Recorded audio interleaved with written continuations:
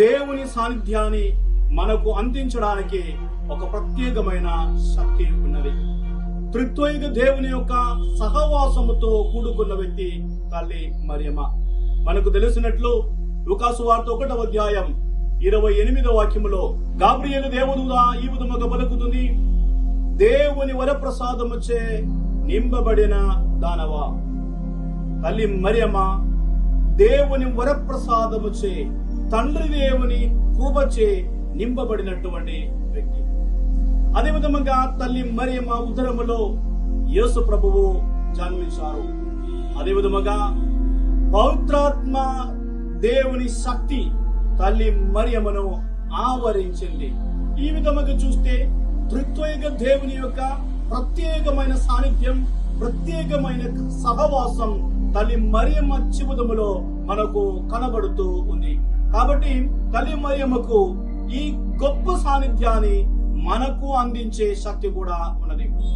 సమూయేలు 2వ పుస్తకం 6వ అధ్యాయము, లూకాసు వార్త 1వ అధ్యాయము చదివితే దివ్య మందసానికి తల్లి మరియమ్మకు మధ్య ఉన్నటువంటి ముఖ్యమైన పోలికలు మనకు కనబడతాయి. ఈ పోలికల చేతనే తల్లి మరియమ్మను దివ్య మందసం అని పిలుస్తూ ఉన్నాము.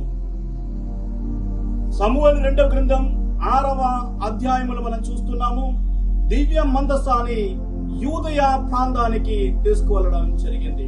అదే విధముగా తల్లి మరియమ్మ యూదయ ప్రాంతానికి ఎలిజబెత్తును కలవడానికి వెళ్ళడం జరిగింది. సమూయేలు 2వ గ్రంథం 6వ అధ్యాయంలో మనం చూస్తున్నాము. దావీదు రాజు దివ్య మందస్సు ముందు ఆనందముతో గంతులు వేశారు. అదే విధముగా లూకాసు వార్త 1వ అధ్యాయంలో మనం చూస్తున్నాము. తల్లి మరియమ్మ ఎదుట ఎలిజబెత్ ఉదరములో ఉన్నటువంటి యోహాను ఆనందముతో గంతులు వేశాడు. సమూయేలు 2వ గ్రంథం 6వ అధ్యాయంలో మనం చూస్తున్నాము.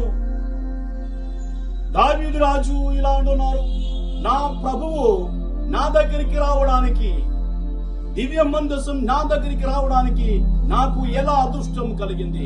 అదే విధంగా ఎలిజబెత్ కూడా చెప్తుంది, నా ప్రభువు నా దగ్గరికి రావడానికి, నా ప్రభు తల్లి నారా దగ్గరికి రావడానికి నాకు ఎలా అదృష్టం కలిగింది.